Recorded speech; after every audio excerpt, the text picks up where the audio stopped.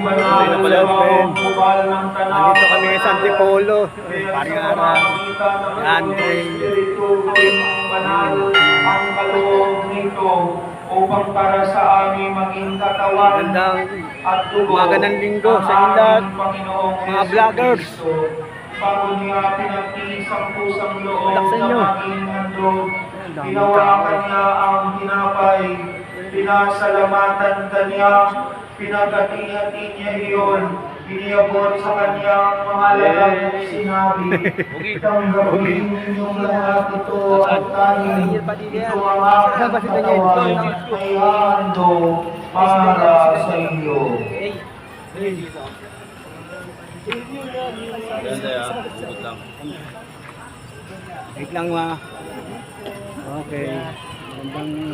Magandang linggo sa inyo.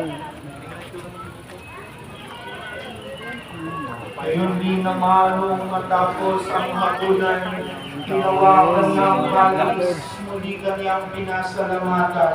Iniyabot niya ang kalis sa kanyang mga alagad at sinabi, tanggapin ninyong lahat ito at inumin. Ito ang kalis ng aking dugo, ng bago at walang hanggang tipan ang aking dugo na ibubuhos para sa inyo at para sa lahat, sa ikapagpapatawad ng mga kasalanan.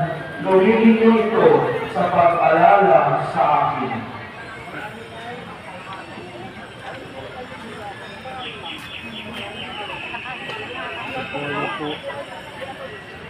At ang ano, kulang na kulang tayo sa Pra. konting ahon, parang hirap na hirap. Pero nakaahon, nakarating no. Lalo pag siguro, boso-boso tayo. Balik ang puta, di po agad.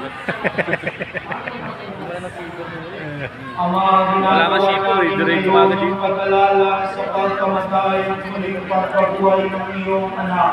Kaya tiniyakan namin Isang taong may git no, may pauling bike natin, May po eh, last year. at ang kalis na Isang taong may git. Isang taong may git. May, bago umuwi ng probinsya. Oh. First week ng May. Oh. May 2.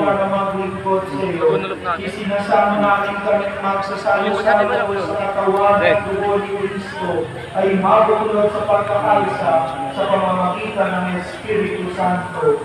Ama, linapin mo ang iyong simbahan laganap sa buong daigdig. Puspusin mo kami sa pag-ibig kay San Francisco na aming Papa at ni Roberto na aming Obispo, sinuulitan ng katulong na Obispo at ng talangang kapalaan. Alalahanin mo rin ang mga kapatid namin na himlay ng may pag-asang sila ulit mabubuhay, gayon din ang lahat ng mga